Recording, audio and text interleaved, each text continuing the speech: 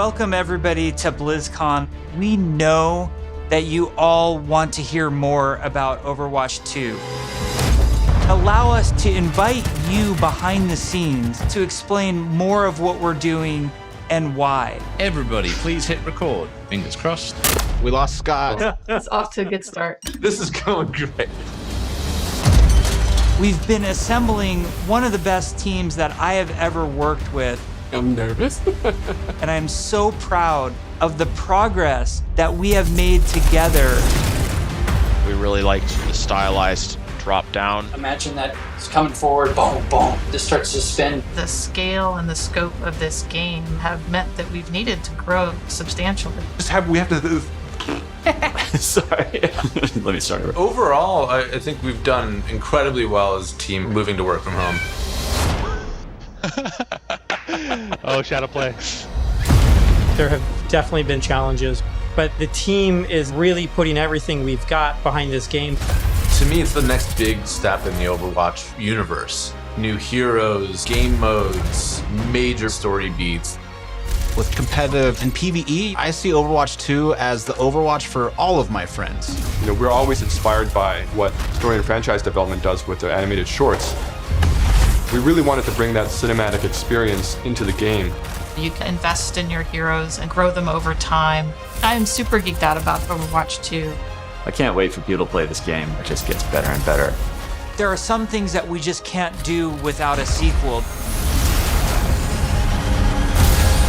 So thank you so much for your patience so far, and I hope you enjoy this behind-the-scenes look at Overwatch 2.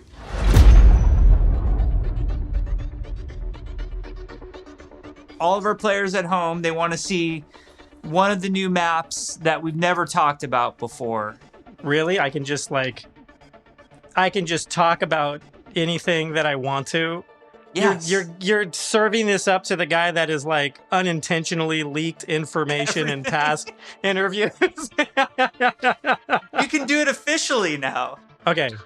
So one of the maps that I'm most excited for in Overwatch 2 is our Rome map. We always want Overwatch to feel like this globe-trotting adventure for our players. So we're having a lot of fun coming up with the Overwatch version of Rome. We wanted a very romantic, sort of this powerful feeling of old world architecture. One of the most exciting things for me is the early building of these maps, where we get to sit down together with key people from the environment team, level designers, effects groups. We'll spend some time talking about moments in the game that we really want to see, like the Kulissen or a grand view of the hills of Rome in the backdrop. And then we'll go back and do a paint over, or we'll do a concept painting of certain things based on that. We try to draw inspiration from as many different sources as possible. For example, one of our environment artists had just taken a trip to Rome, and he returned with thousands of pictures and was so excited to work on a map set in Italy. There's a lot of ancient architecture in Rome that represents the empire that it used to be. So we brought some of that back. Some of the things that are destroyed in real life, we kind of rebuilt in a kind of an Overwatch style. It's one of the most beautiful pieces of environment art that I think we've made for the entire game, and it just absolutely took my breath away. Can we reveal more maps? Yes, Scott. Scott, why don't you have the honor? Why don't you reveal, like, is there an artified, like, let's pick an artified one. I know what map I want to talk about. It's the one that I just get super excited about. New York City. New York City is just an amazing Overwatch location.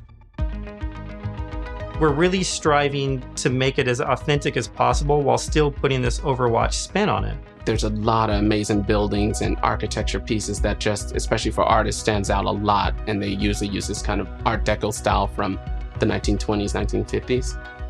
We started in an area that's a little bit like the Village. There's some smaller shops there.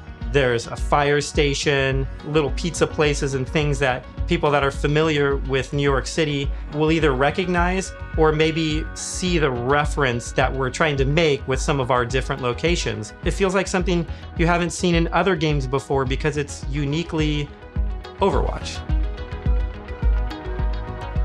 Well, we should move on. Otherwise, we just have to reveal more maps. So we were talking about PvP. And, you know, one thing that I think is really interesting about PvP in Overwatch 2 is some of the philosophical changes we're making to the approach. PvP feels different and new. We're upgrading our combat feel. The roles are playing differently. When it comes to all new maps, it's a pretty big departure from where we are on live right now. So I can't wait to see where we end up with it by the time we launch this thing.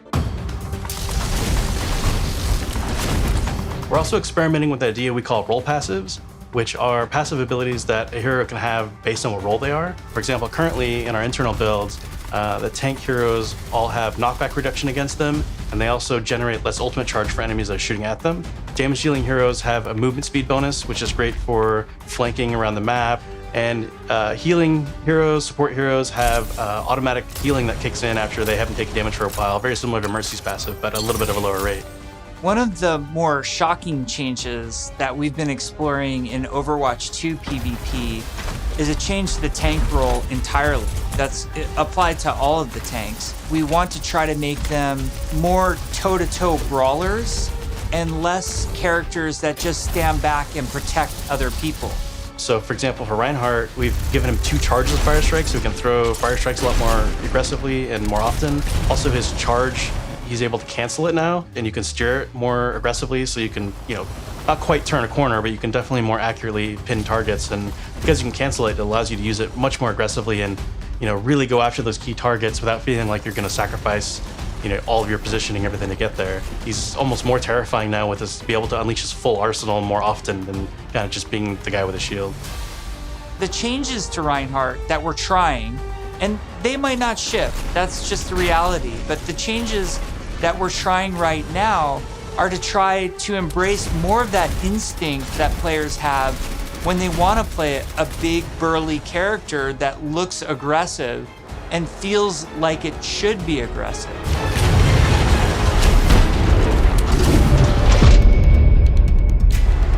Shortly after BlizzCon, we spun up this group, our combat field group, to really just work on what happens when a player holds the trigger.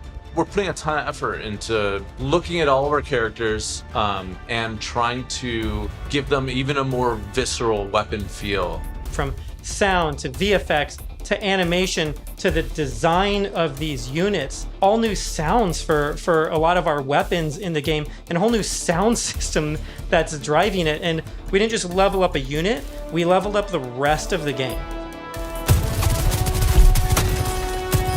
When we first started working on Overwatch, you know, we spent quite a bit of time working on gunfire sounds and just general combat feel to make it feel really awesome. We're revisiting pretty much everything, nothing's off the table, so we're looking at even kind of small things such as quick melee attacks that every hero has. So they have kind of new audio pass and a new kind of feel and visual effect when you hit things. One of the bigger efforts we're undertaking for Overwatch 2 is what we're calling our Weapon 2.0 sound pass.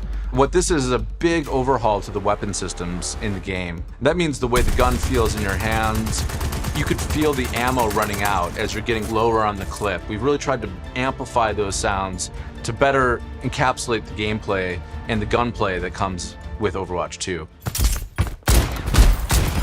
Another key for the weapons was getting them to feel like they're in the environment. This meant working with convolution reverb. It's a new system that we've implemented into Overwatch. It's a way that we can capture the acoustics of an environment and transport it onto the sounds that we're using. So we went and captured tales of guns in different environments through our weapon shoots.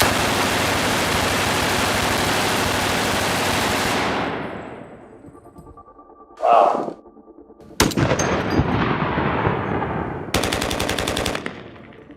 And then we've cut them and applied it so that we can support a lot more environments. Now we're supporting outdoor, urban outdoor, warehouse tales, tight tunnels, small rooms, and it gives a lot more presence to the weapons and the way that they react in the world. The shooter genre has evolved a lot since Overwatch 1 came out.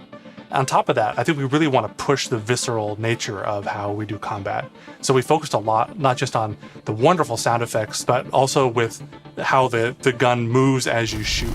So you can really feel every single shot leaving the chamber. And there's a lot of subtle little tweaks we have to do on the gameplay engineering side to make that feel really visceral. Everything from making sure that the camera shakes are crisp, making sure that if you get shot, you know exactly these tight indicators show up on the outside of your reticle. All these things play into making the game feel not just tight and responsive, but also modern and up to date. Take 76, for example. What we wanted to do in Overwatch 2 with his weapon was make it really feel incredibly powerful, and that happens with a bunch of different elements that mix together. But it really feels like the gun is almost just outside of your control. A lot of that comes down to this camera shake technology, where every time you fire the weapon, you want to feel like it's running through your entire body, and the camera shake gives that extra bite to every single shot out of the chamber. It makes him feel really great. You guys got a sneak peek of Sojourn from last BlizzCon. She's been under development for quite a while, and she's actually quickly at this point become a lot of people's favorites in-house. When we look back at Overwatch when it was originally created, there was a lot of heroes that were made from a gameplay standpoint kind of surrounding a weapon type. For example, Pharah was based on a rocket launcher hero. Widowmaker is clearly like kind of the sniper. We thought there was a weapon that was kind of missing that would be a lot of fun to play with, and that's a railgun. It's so much fun in the playtest to have this really powerful shot that can, rip through enemies if you really are accurate with it. And she's all about that aim skill. So if you got that aim skill, you'll love her.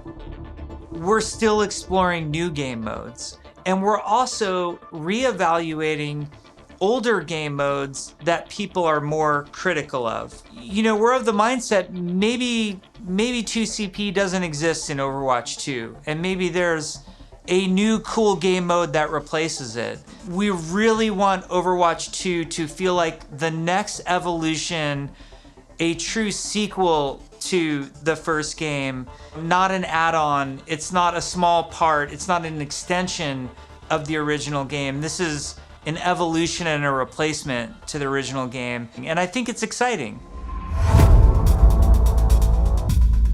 Hero missions are probably one of the things that's the hardest to wrap your head around if you've never played one of them. The goal around hero missions is for these to be this co-op PvE experience. I personally only play competitive mode. I'm all about that competition. And I have friends that they don't want to do that at all. So I'm really looking forward to a game that I can play hours and hours with my friends who aren't in competitive, and it's also something that I'm interested in. Hero missions are the content that people are playing as they are leveling up their heroes. And so for a system like this to really sing, you need a lot of missions. We don't want players to feel like they're just in this grind to get to the top. And there's a lot of really, really good back-end technology that we're exploring so that the heroes are constantly bringing their personality and some light story to these hero missions as well. The goal is to make as many as possible, hundreds of hero missions. We've explored a lot of different ways of getting to that much content. So have different sets of enemy units that people will be fighting against, and there's different hero mission types. At the same time, hero missions can take place in all of the multiplayer maps that we've done, and we're also adding new spaces onto some of these maps. It's a huge challenge for the art team. We take maps that a lot of people love and recognize, and we have to add a lot more art and level design to it. In this one hero mission playtest, we came up to an area in Kings Row that usually has a gate on it. Suddenly that gate opened and I saw a new area of Kings Row that I had never seen before.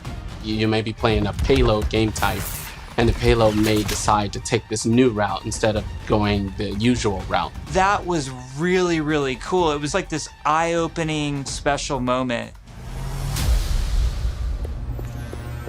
Lan, our lead tech artist on the environment side, very early on her own free time, made a prototype of a sandstorm on the Temple of Anubis map. And at the time, we didn't know what we wanted to do with that, but it looked awesome.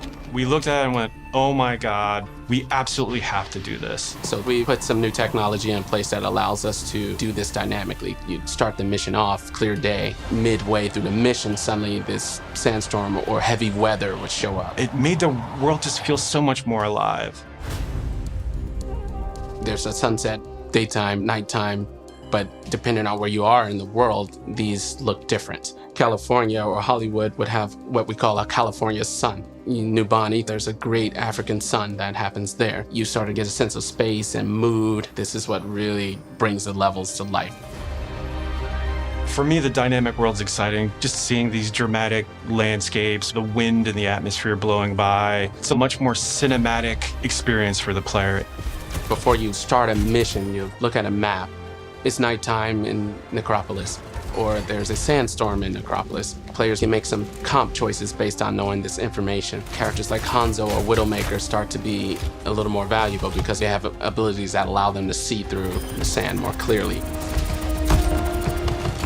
Are we going to talk about any of the types of objectives in hero missions? Yeah, let's talk about the objectives. Players are being asked to do different things from one hero mission to the next so that they all feel really fresh to the player. For example, we have Gather and Return, where you're trying to go and grab these different canisters to kind of safeguard them so they don't go off and affect the population in a negative way. It creates this really cool tension in the world where, on the one hand, you're trying to split up and go grab all these canisters to be as efficient as possible, but at the same time, now you're having these sort of special enemy units spawn that are really difficult, and if you kind of get caught by yourself, it turns into a pretty bad situation really quickly, and it feels extremely cooperative and like a very different way to interact with the Overwatch universe. We're experimenting with all sorts of ideas, and just internally we have names like Wall of Death, Scavenger Hunt, and Kill Quest, and all these new mechanics and enemies for people to experience. Players will be able to jump in night after night, play different hero missions, and then work through the progression system, leveling up their heroes.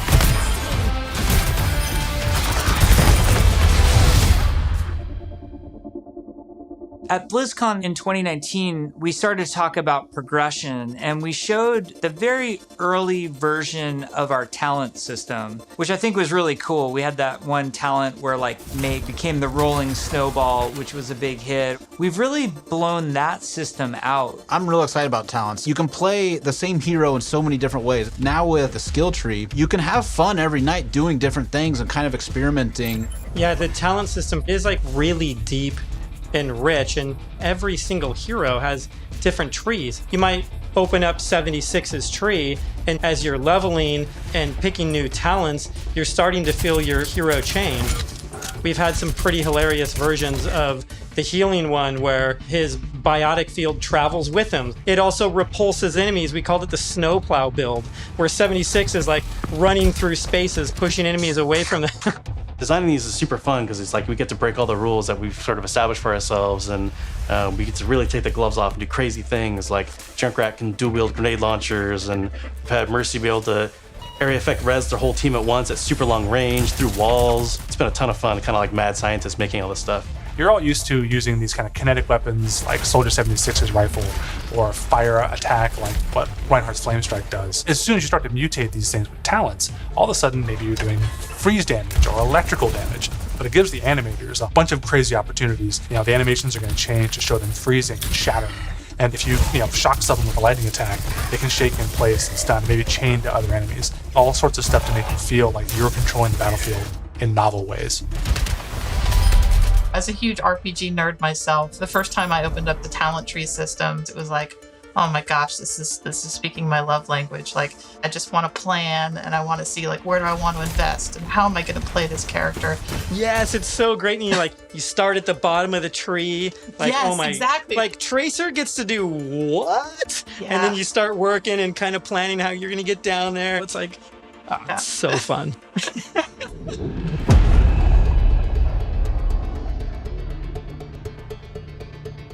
When we look back at BlizzCon 2019 and we talk about some of the criticisms that we had, one of them as a development team that we felt was that the combat was just not engaging enough.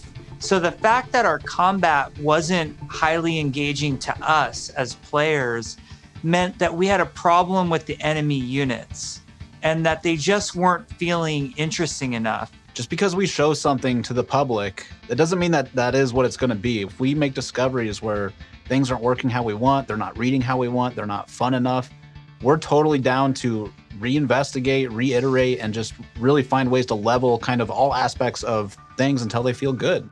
I would say a major focus of all of 2020 was to make the null sector enemy units more engaging. And some of this was adding new units and evolving other units that we had. Interesting combat for us is varied combat for us. So sometimes we're going to ask you to protect something in Overwatch 2. Sometimes we're just going to ask you to get someplace. Sometimes we might ask you to escort something across a map while it's being attacked. And so it's a different type of spawning, and it's a different type of units that are in there, and it's a simpler objective. There's a lot of units Aaron is talking about. Lots of different units, lots of different types. They serve different purposes. You do different things to them. It's really going to help a lot of us find the fun and make sure that Overwatch 2 is a blast. One of those sets of enemies is what we internally call objective units. And they're typically units that don't even attack players. The simplest version would be something like the Breacher. It's two legs with this huge bomb on its back. It was built to do one thing: slowly and methodically march towards its objective, and then it transforms, and the bomb opens up like a flower. It starts spinning and charging up, and you hear this awesome sound, and you know you have a little bit of time before it's going to explode and you have to take it out.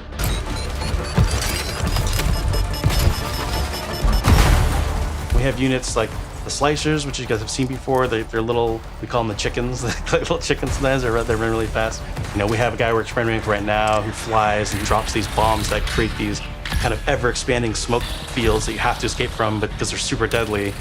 So you really get to use your mobility options to kind of escape that. There's things like the Polar. You could be moving through these darker alleys, and as soon as you hear that Polar spawn, it suddenly becomes like really spooky and kind of scary. This very tall, elegant-looking character that's blindfolded, 3 orbs that circle around her as her eyes, and we basically spun those orbs around her head as a big tell, launched them at the player, and then it activates this tractor beam, and it's bringing you in, and then you get this awesome like anticipation of the hair opening up so you know what's about to happen.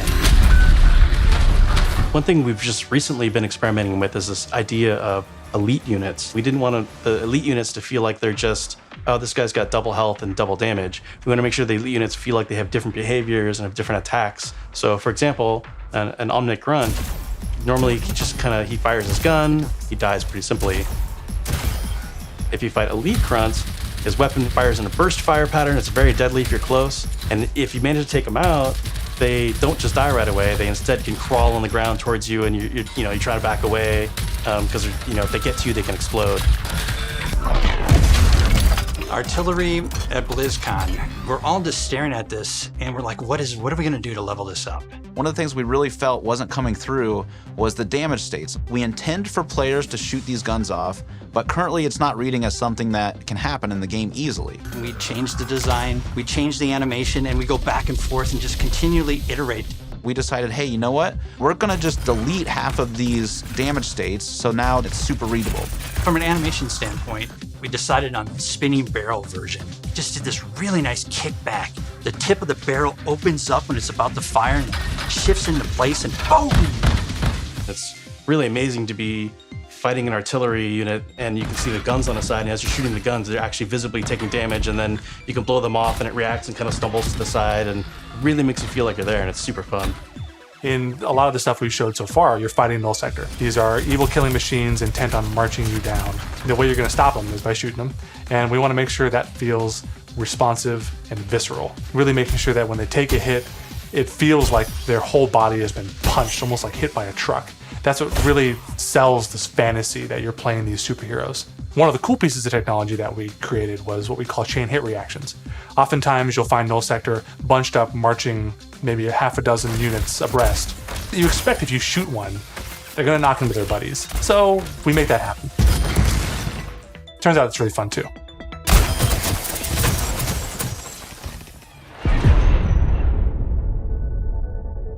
One of the things that we showed last year at BlizzCon was the new looks for our heroes. The theory kind of going in was like, you want to preserve the essence of your hero, but also kind of show that heroes evolved and kind of changed and moved forward. So we have a lot more new looks. So I'm excited to see how players and fans react to all of the ones that we've done so far. Maybe we'll share some of those new looks today, which would be cool. We're going to reveal McCree's new look for Overwatch 2, as well as Pharah, and we're really excited to show off some of our first villains with Reaper and Widowmaker. But first, I wanted to talk a little bit about technical wear, kind of like technical clothing. What that really is using very techie fabrics, as well as having very intricate but functional straps designed in a way that is very aesthetically pleasing. With McCree, we took a couple of different approaches. He's got this classic cowboy look that it's really hard to mess with, because if you try to make him too sophisticated or too techie, it might not feel right for the character. But as a concept artist, you always want to change things around and try different shapes and silhouettes. So we did identify as red serape as the main thing for McCree. We also tried a couple different things with McCree's cowboy hat. We didn't really want to mess with that too much, because that's a very iconic part of him. So that's another piece that we kept. We tried some retro cowboy looks that mixed in some tech here and there. Some that were a little bit more techie than others, some that were a little bit more classic cowboy. We gave him a little bit of a longer beard, and it really gives him a nice kind of like a more aged look. What's different about Pharah than some of our other heroes is Pharah's completely covered in armor. We didn't want to change her silhouette too much. It was more about experimenting on different colors. So it felt really appropriate for her to be the one to harken back to those original Overwatch colors of white and blue. One of the things that we wanted to update on Pharah was her visor. Instead of being completely opaque and reflective, we tried a little bit more of a transparent approach, and being able to see through it a little bit now allows us to see some more of her emotions. Reaper was actually the ones I was very excited to work on, because I could see a lot of potential in how we can integrate his cloak and his cowl and his armor, and how we can make all those shapes really sing within that classic, Reaper silhouette. We tried a couple takes with the first pass, like completely silver arms, more layers to his jacket. Reaper's mask is obviously pretty sacred to us, but the thing you'll notice immediately is that it's now completely silver. Instead of the bone white, he's got this like almost like deadly edgy silver that just gives him that classic Reaper look. With Widowmaker, we started with the idea stage, exploring a breadth of ideas. We tried things like a more insectoid approach, treasure hunter. One of them made her feel like a classic Bond villain, so we kind of steered it back towards one of the more cyberpunk looking ones, almost like a futuristic femme fatale, which is basically what Widowmaker is, but she even feels more upgraded. So I'm super glad that we went down this route. We played with different hairstyles too. Widowmaker has the really long ponytail that's really key part of her look. And we really liked the hairstyle on one of the designs that was more of a parade, and it was really interesting look that also preserves Widowmaker's original silhouette with that long ponytail. We've been working a lot with our domino engine and making our cloth look better. Now that we have this cloth tech, we're going to be able to make some really cool, unique silhouettes that will help them stand out from other heroes. We put a lot of time and effort into our face rig, and what I mean by that is we're gonna be able to get really close to these characters, and it's gonna feel really cool. It is absolutely worth the time and the effort to invest in the technology, and that way we can make these characters do more things that we haven't really been able to do before. It's been super exciting working on the new looks for Overwatch 2, and it's just been so inspiring to watch the team try things that we've never tried before, and I just can't wait to show off more in the future. Overwatch 2 is probably the largest opportunity we've had since the inception of the franchise to really expand what Overwatch even means to our players. In 0 Hour, we saw that some of the heroes got back together, but we're also seeing that there seems to be a second huge Omnic uprising. We're gonna learn who's behind that uprising, why that's happening, how globally spread is it. The story and franchise development group, they were really the torchbearers of what the big story is that we were going to tell for this game. We have a lot of interaction with them. They're working on in-game cinematic intros and outros for every one of our story missions. It's been really great to see this collaboration grow and develop. The story is just a little more integrated into our missions than it ever really has been before. All the available heroes get dialogue for a given mission. We have NPCs, we have multiple hero choices. We have all sorts of events that are happening that are driving players to interact with each other or parts of the environment or other characters. The world of Overwatch is this bright, shiny future. So how do you take that bright, shiny future and create conflict in it? How dark can the world of Overwatch go? The different challenges that these characters are going to have to overcome in Overwatch 2 are things that they haven't ever dealt with before or dealt with on this scale. So what we had to do was literally strip it down to those bare bones of where are these characters in their lives. Overwatch has been disbanded, and now there's a situation where the world's in trouble again, and the world needs the heroes again, but they're not allowed to be doing what they were supposed to be doing. We started to book these off-site locations so we could brainstorm over and over different versions of what the Overwatch 2 story campaign could be. And we basically had these whiteboards that we were carting around everywhere. The room was filled with whiteboards, and we would just write every day story beats with the characters and who was doing what and where. And oh my gosh, we forgot this character. We had these giant sticky notes, and each one of them would be a mission with a bunch of notes on it. You know, somebody say, well, what if we moved Rio to the end? And they'd physically grab it off the wall and stick it on the end. And we did this for a while, you know, until we all felt that it was pretty close to what we wanted. Then we could send it to our writers' rooms. The writers' rooms then had a much clearer direction of where we wanted this process to go. Ultimately, we come up with something that we think is right for the game. And then we pitch it back to the game team, and they point out everything that we missed. And that allows us to actually back up and go and make it right and make it better. Because the scale of this story is so huge, it takes place over the whole world, basically. It just requires a constant iteration, constant refinement to make the story as best as we can make it. From writing, we go to storyboards. The storyboards get crafted with the edit. From there, it'll go to a previs department where they'll start to flesh it out in 3D. Once we've kind of figured out our camera work and our cinematography, that'll then go to the animation department. And then we end up going right into the game engine. One of our challenges was to figure out how to integrate this story and this narrative with the gameplay. So if the intro cinematic ends with this huge battle, this huge war, when you get into the game, it has to mesh and feel the exact same way and blend together. We really are also trying to get the music to be equally as consistent from in-game cinematics straight through to the mission. Adam Burgess, our lead composer, has been working with the IGC team, with the game team, developing themes for all of the heroes, all of the locations. As the cinematic director, whatever we're crafting should never override the gameplay. We want to make sure that the player's experience going from the cinematic to the gameplay is seamless and it feels like a completely immersive experience. The engineers, we have to find a way to actually make that come to fruition. The choreo tool is a tool that allows people to coordinate different events to happen at the same time. Like in Rio, if you played our demo, one of the buildings explodes. And so that kind of event needs to happen as you're running by, and you need to have it timed, because if it blows up too early, then you don't see it.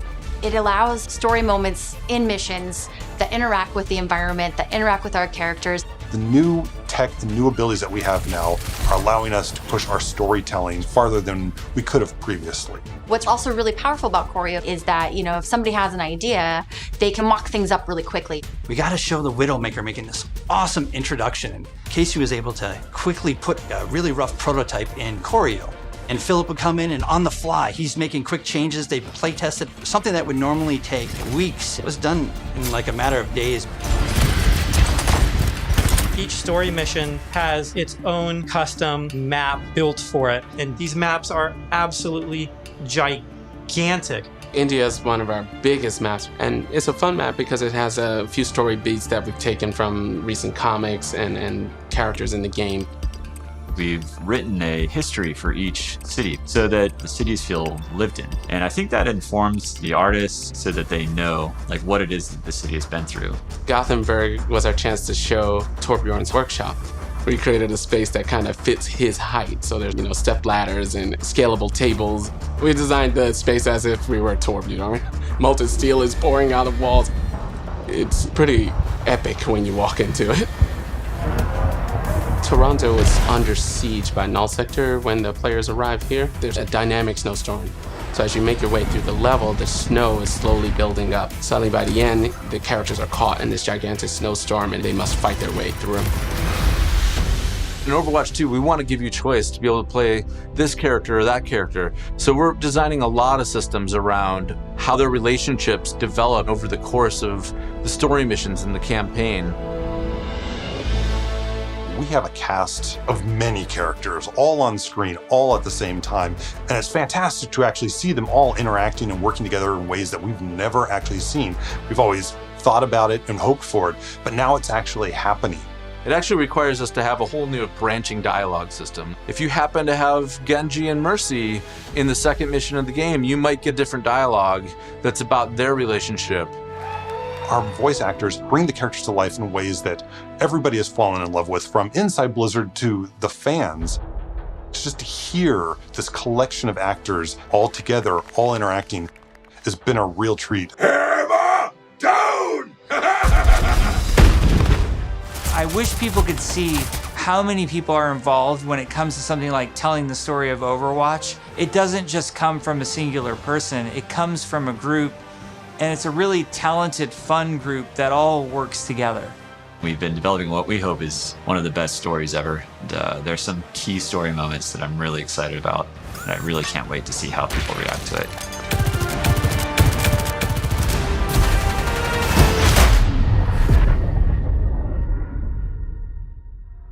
We've been talking about the game, about this universe. I know you all love it so much. Right now, we can sit down and have a night of Overwatch 2 and have it be a really fun experience. And I think we need some more time till we can say it's perfectly polished in the way that we want it. We've made such incredible strides since we first announced this and showed it to the community at BlizzCon in 2019. The thing that I'm most excited about is that moment when we hand the game over to the players. We want to create something that really moves people, really touches people. That's why we do it. We create the game because we want it to become part of your life and for you to experience it. For Overwatch 2, we're upping the bar. It's kind of 5 games in one. It's a huge undertaking. The new tech and the new aesthetics for the new looks bring you closer to the characters that you love, and we're just getting started. The fidelity of the gameplay experience is much richer. We are making cinematics that push the boundary of what we can do to tell stories. We want this dynamic world. We want things to feel alive.